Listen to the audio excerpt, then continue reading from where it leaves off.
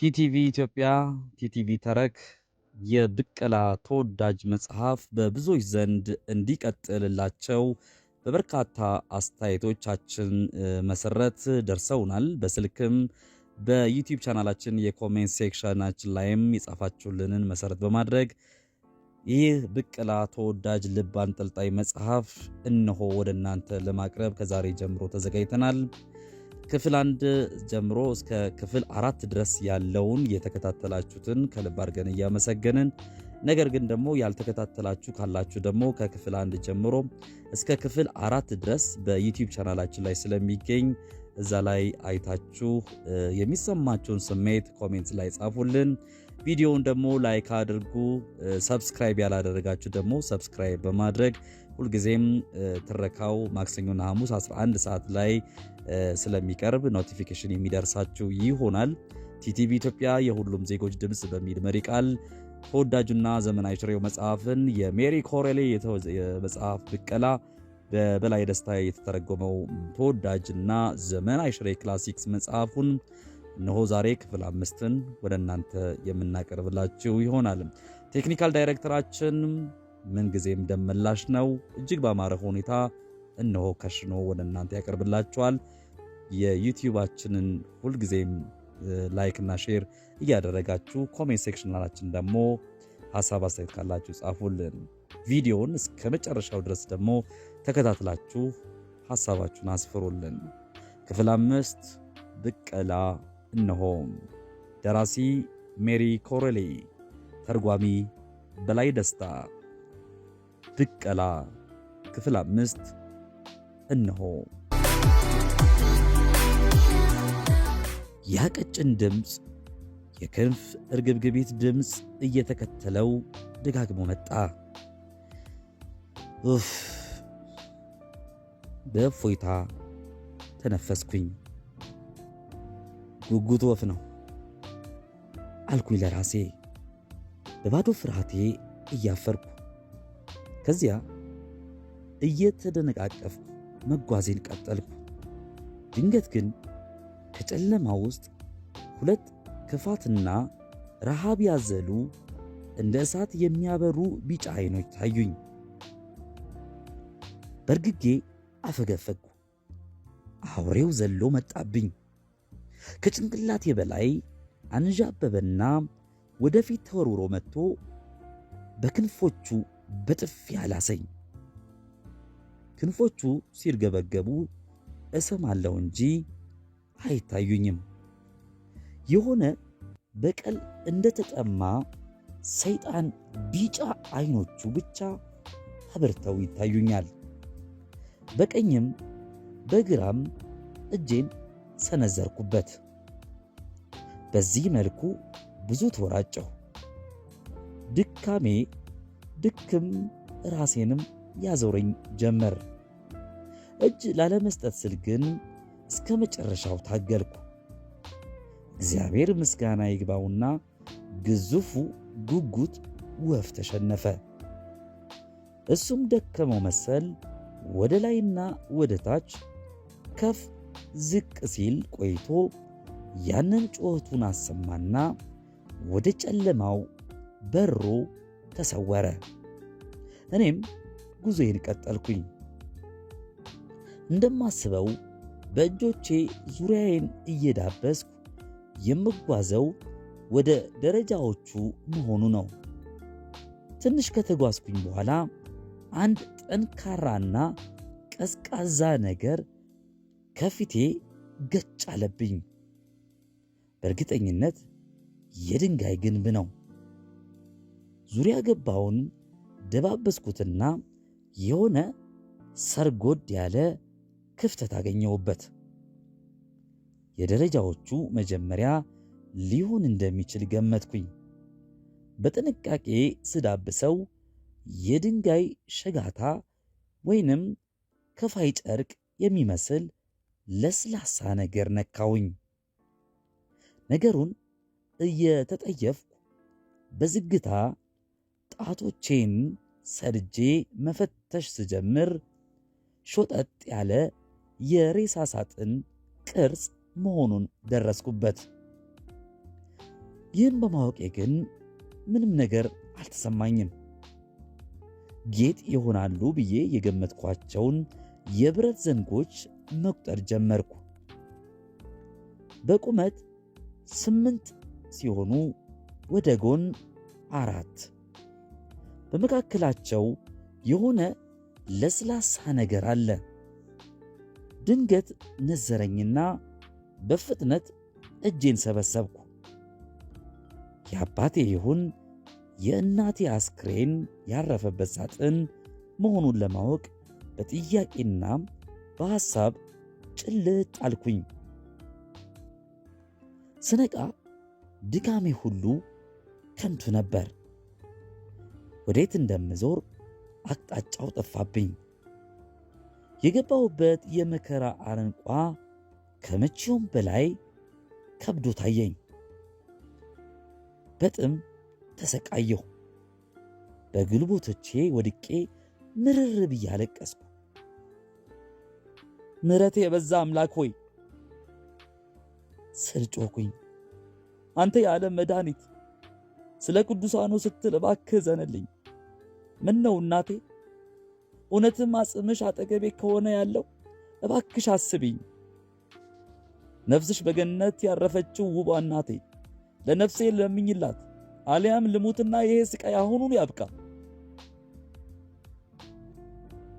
እነዚህን ቃሎች ድምፄን ከፍ አድርጌ ስናገር የገዛ ጩኸቴ እኔን እስኪያሸብረኝ ድረስ በክፍል ውስጥ አስተጋብቶ ለራሴው ደረሰኝ።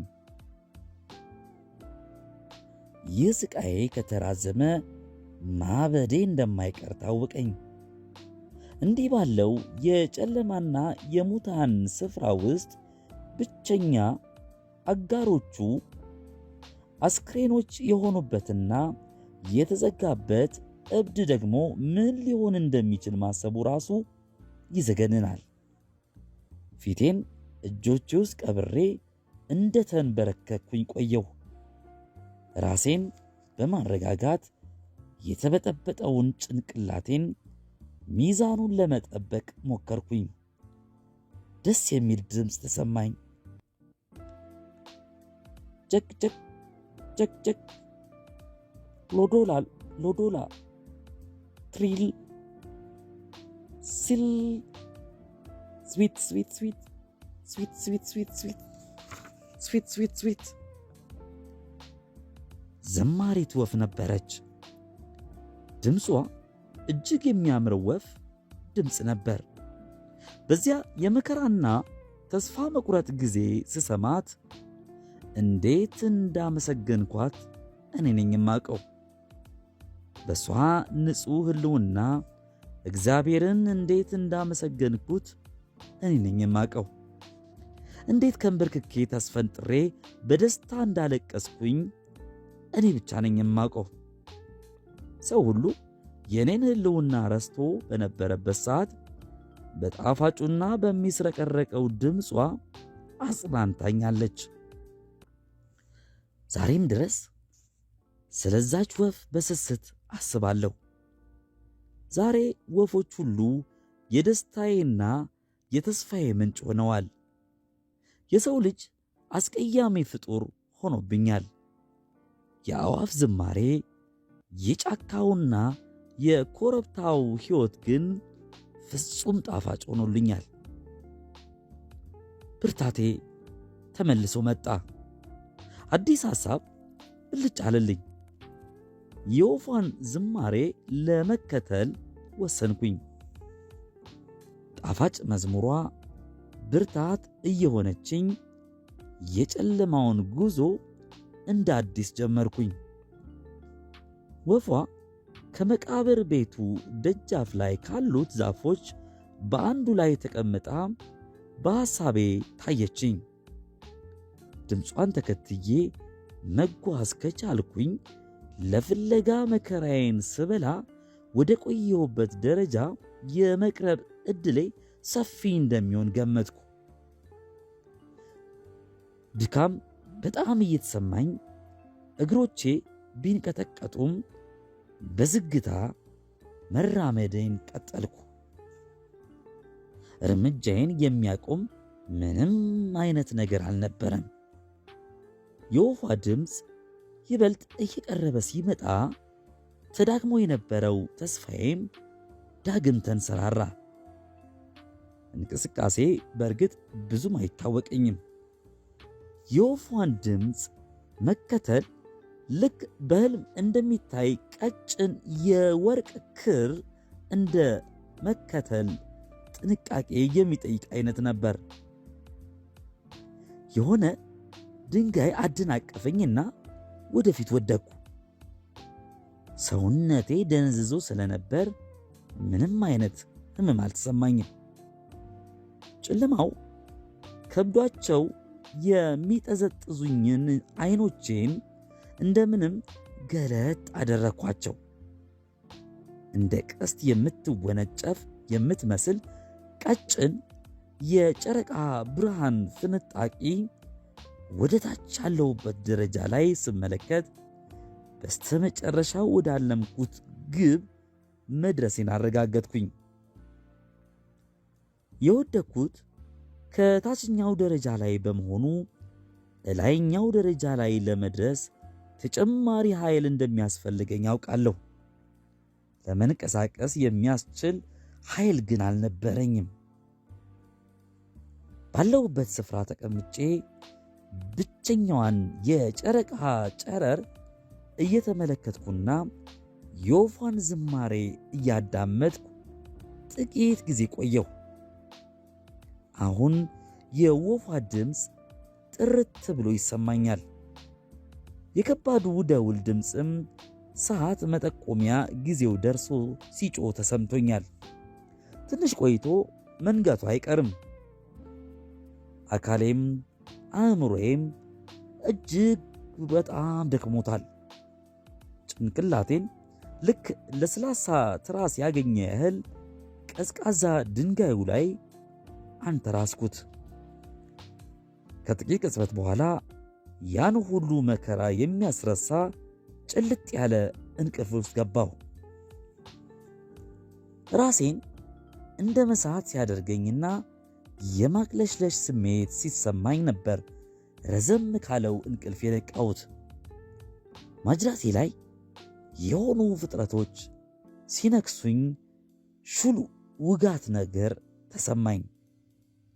ወደ ተወጋውበት ቦታ ጣቶቼን ሰደድኩኝ።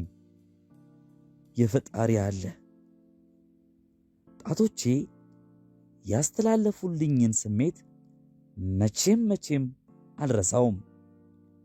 ነገርየው ከስጋዬ ጋር ተጣብቆ ነበር። ሰውነቱ ቀዝቃዛና እርጥበት ያለበት የሚተነፈስ አስፈሪና አስቀያሚ ነገር አካሌ ላይ ተጣብቆ ሊያሳብደኝና ልጮ ነበር። ወፍራም አካላቱ ላይ ሁለቱንም እጆቼን ሰድጄ ከስጋዬ ላይ ወዲያ መነጨኩትና የቻልኩትን ያህል አርቄ ወደ ጨለማው ወረወርኩት። ያበድኩ መሰለኝ። ክፍል ውስጥ እያስተጋባ ጆሮ የሚበሳ ጩኸቱን ማስቆም አቃተኝ። ዙሪያዬን በድካም ስሜት ውስጥ ሆኜ ቃኘሁ። የጨረቃዋ ጨረር ጠፍቶ በምትኩ ግራጫ ብርሃን ተተክቷል። ይህ ብርሃን ደረጃውን እስከ ላይ በሩ ድረስ እንድለይ አገዘኝ። እንዳበደ ሰው ወደ ላይ ተጣድፌ ወጣሁና የብረት መቀርቀሪያውን ይዤ በሁለት እጄ በኃይል ነቀነቅኩት።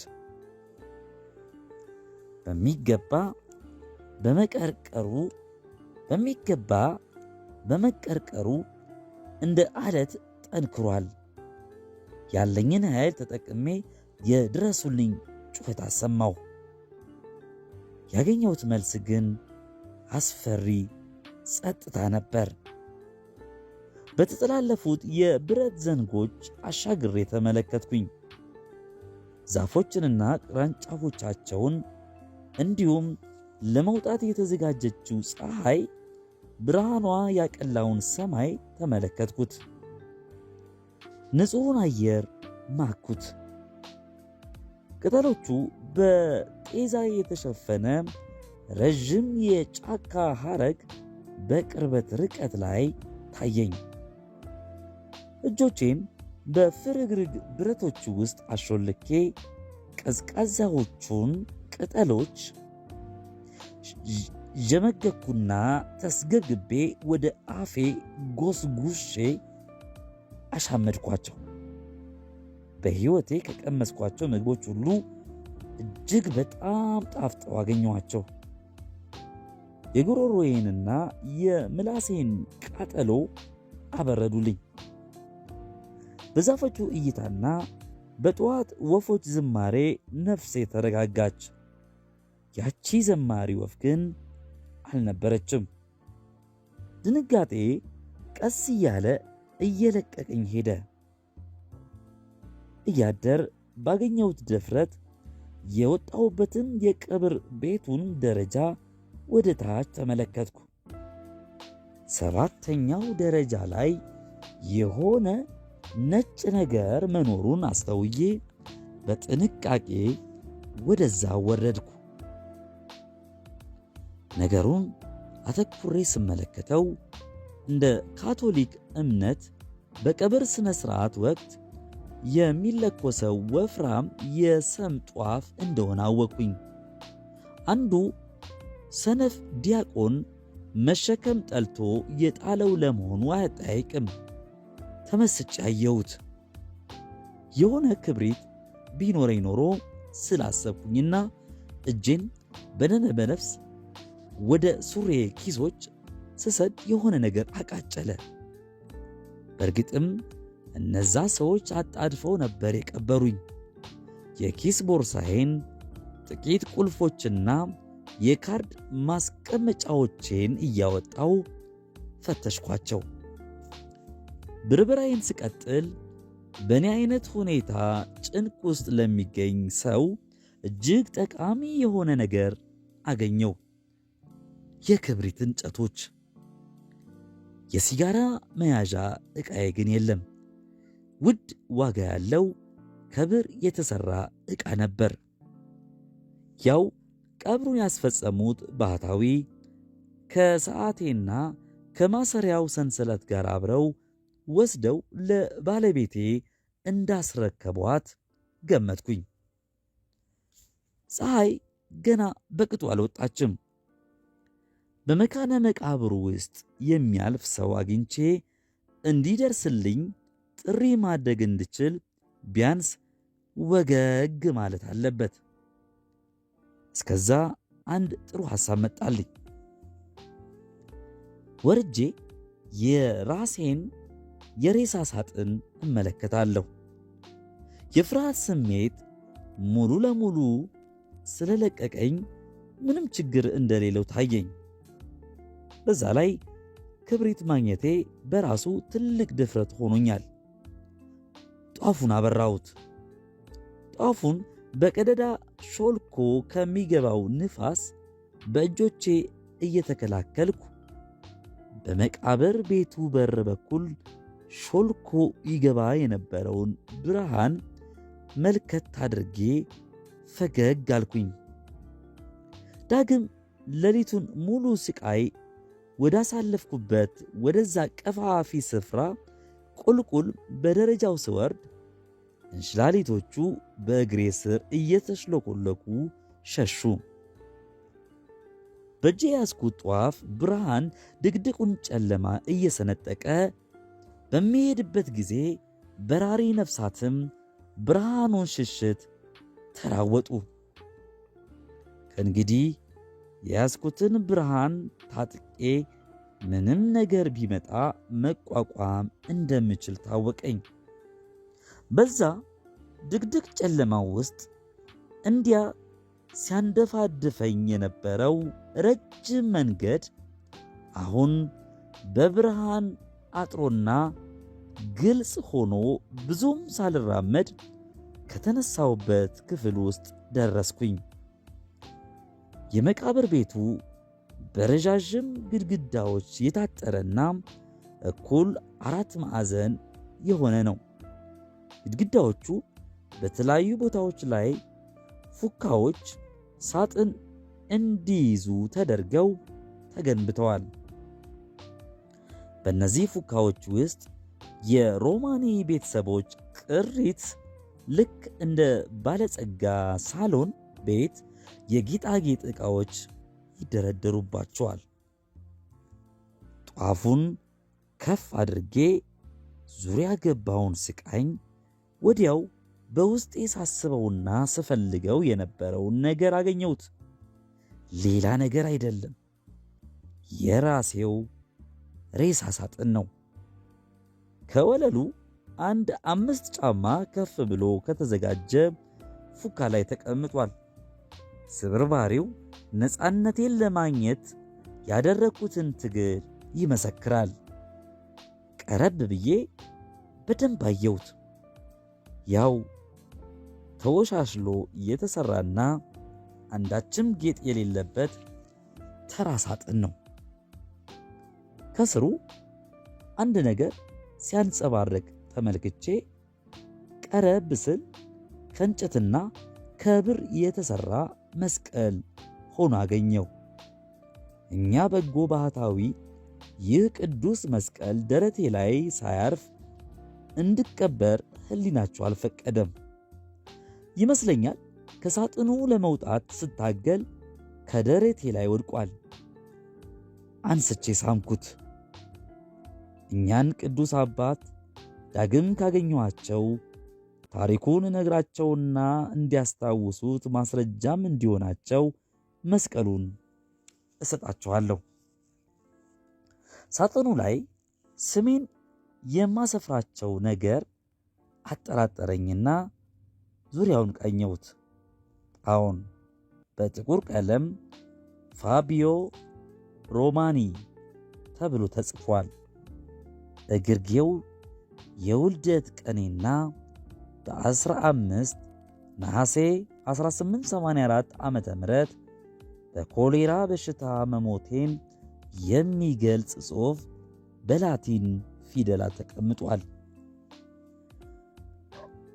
አቤቱ አምላኬ፣ ይህ እኮ ትናንት የተፈጸመ መሆኑ ነው። ሲያስቡት ግን አንድ ክፍለ ዘመን ያለፈው ይመስላል። ለራሴ ያተናገርኩ። ወደ አባቴ ፉካ ለማየት ዞር አልኩኝ። ሳጥኑ ላይ የተለበጠው ከፋይ ጨርቅ ብል በልቶት ተበጫጭቆ ወድቋል። በቀጣዩ ፉካ ያለው የእናቴ ሳጥን ግን ሙሉ በሙሉ አልተበላም። እዚህ ሳጥን ውስጥ ባረፈችው ሴት እጆች ነበር ለመጀመሪያ ጊዜ የታቀፍኩት። በፍቅር የሚንቦገቦጉ የእሷ ዓይኖች ነበሩ ከዓለም ሁሉ ቀድመው በስስት ያዩኝ። በጨለማው ውስጥ በዳበሳ ስነካካው የነበረው ሳጥን የእርሷ ነበር። በእርግጥ የእርሷ መሆኑ ታውቆኝ ነበር። እንደ ቅድሙ ዘንጎቹን ቆጠርኳቸው። በቁመት 8 ሲሆኑ ወደ ጎን ደግሞ 4 ናቸው።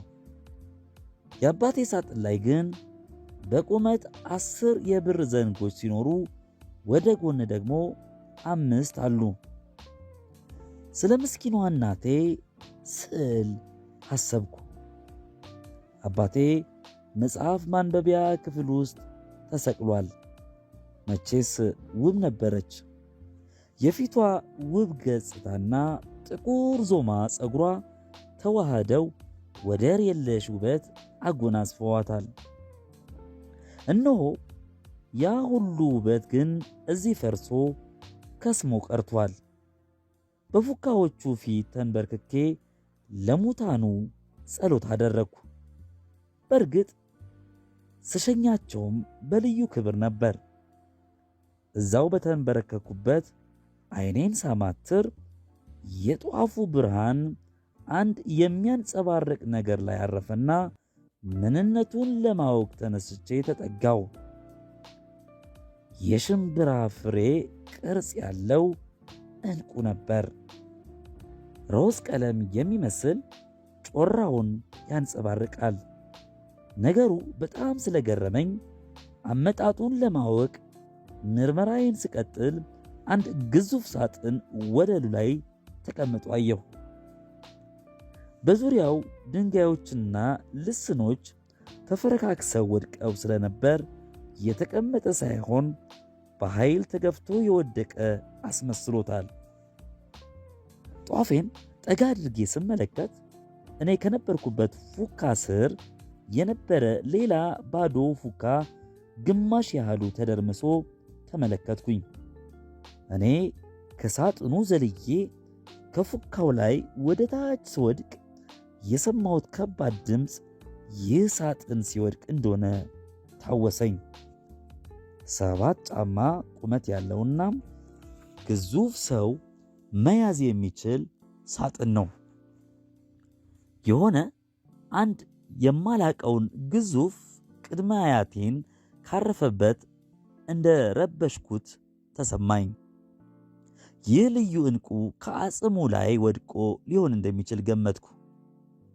ጉጉቴ ግን ይበልጥ አየለ። አጎንብሼ የሳጥኑን ዙሪያ ገባ ፈተሽኩኝ። ስም የሚባል ነገር የለበትም። በቀይ ቀለም ከተሳለበት ጩቤ በስተቀር ሌላ ምልክት አጣሁበት። እንዲህ ነው ምስጢር ማለት። ውስጡን ከፍቼ ለማየት ወሰንኩ። ጧፌን ከአንዱ ፉካ ጠርዝ ላይ አድርጌ ዕንቁንም አጠገቡ አስቀምጬ 2 እጆቼን ነፃ አድርጌ ለሥራ ተዘጋጀው። አግድም የተቀመጠው ግዙፍ ሳጥን ከራስጌው በኩል ሳንቃው ተሰንጥቋል። ሳንቃውን በመሰባበር ለማስፋት ሙከራ እያደረኩ ሳለ አንድ ቦርሳ ከውስጥ ሾልኮ እግሬ ስር አረፈ። ስከፍተው በወርቅ ሳንቲሞች ታጭቋል። ይበልጥ ተነቃቃሁ። ሹል ድንጋይ ያነሳሁና በእጆቼ እየቀጠቀጥኩ በእግሮቼም እየረገጥኩ ለ10 ደቂቃ ያህል ታገልኩና ሚስጥረኛውን ሳጥን በረገድኩት። ሳጥን ውስጥ ባየሁት ነገር ክው ብዬ ደንዝዤ አፍጥጬ ቀረሁ። የሚበሰብስ ነገር ወይንም የነጣና የተበላ አጥንት አሊያም አይኖቹ የወለቁ ጥርሶቹ ያገጠጡ የራስ ቅል አልገጠመኝም። እንኳንስ ተራ ሰው አንድ ንጉሠ ነገሥት የሚቀናበት የሀብት ክምር እግሬ ስር ተዘርግቶ አየሁ። ግዙፉ የሬሳ ሳጥን መቁጠርም ማስላትም ማሰብም በማይችል ሀብት ጢቅ ብሏል። 50 በቆዳ የተሰሩ ቦርሳዎች ሳጥን ውስጥ ተጠቅጥቀዋል። ግማሾቹ የወርቅ ቀሪዎቹ ደግሞ ውድ በሆኑ የከበሩ ማዕድናት የተሰሩ የአንገት ሐብሎች፣ የሴት ልጅ የፀጉር ጌጦችና ዘውዶች፣ አምባሮች፣ ሰዓቶች፣ ሰንሰለቶች፣ አልማዞች፣ ቀይ ዕንቁዎች፣ አረንጓዴ የከበሩ ድንጋዮች፣ ኤመራልድና ያልተጠረቡ ኦፓሎች ሞልተውባቸው ነበር። ከቦርሳዎቹ ስር ሐር ከፋይና በወርቅ የተለበጡ ልብሶች ተነጥፈዋል። ሁሉም ለደህንነታቸው መጠቅለያ ያላቸው ሲሆን ብል ሳይነካቸው እንዲቆዩ የሚያደርግ ግሩም መዓዛ ያለው ቅመም ተነስንሶባቸዋል። በግሩም ጥበብ ያጌጡ 2 ትላልቅ የወርቅ ሳህኖችና 4 የወርቅ ዋንጫዎችም በአንዱ ጥግ ተቀምጠዋል። ሌሎች አስገራሚ ዕቃዎችም አሉ። ከብር የተሠራ እርካብ ላይ የቆመች ከዝሆን ጥርስ የተሠራች አማልክት ቅርጽ፣ በወርቅ ሳንቲም ተቀጣጥሎ የተሠራ ቀበቶ፣ አረንጓዴ የአልማዝ እጀታ ያለው አየር ማቀዝቀዣ ማራገቢያ፣ በዕንቁ ያጌጠ አፎት ያለው ጩቤና ክፈፉ በድሮ ዕንቁዎች የተለበጠ መልክ ማሳያ መስታወት ከአስገራሚዎቹ ዕቃዎች ውስጥ ይገኛሉ። ይሄ ሁሉ ጉድ ወጥቶ ካለቀ በኋላ ደግሞ በስተመጨረሻው ላይ በሚሊዮን ፍራንክ የሚቆጠሩ ጥቅልል የወረቀትና የወርቅ ገንዘቦች ተደርድረዋል። ቢደመሩ እኔ ዕድሜን ሙሉ ከምጠቀመው ሀብት ይበልጣሉ። እጆቼን ወደ ቆዳ ቦርሳዎቹ ጨምሬ ይህን ሁሉ ጸጋ ባድናቆት ማገላበጥ ጀመርኩ። ይሄ ሁሉ ሀብት አሁን የኔ ነው። በራሴው የሬሳ ሳጥን ማረፊያ ውስጥ የተገኘ በመሆኑ መቼም የኔ ሀብት ነው ብል ስህተት አይሆንብኝም። ግን እኔ ሳላውቅ እንዴት እዚህ ሊቀመጥ ቻለ ብዬ ራሴን ከመጠየቄ ወዲያው መልሱ ከተፍ አለልኝ። ሳጥኑ ላይ የተሳለውን ጩቤ ስመለከት ቀድሜ አለመገመቴ ራሴን አስገመተኝ። ቀይ ጩቤ የአደገኛው ሽፍታ ቡድን አለቃ ካርሜሎ ኔሬ ምልክት ነው። ይህ አደገኛ ሰው ምሕረት የለሽ ከሆኑ ዘራፊ አጋሮቹ ጋር ሆኖ የፓሌርሞን ግዛት ሲያምስ የኖረ ነው።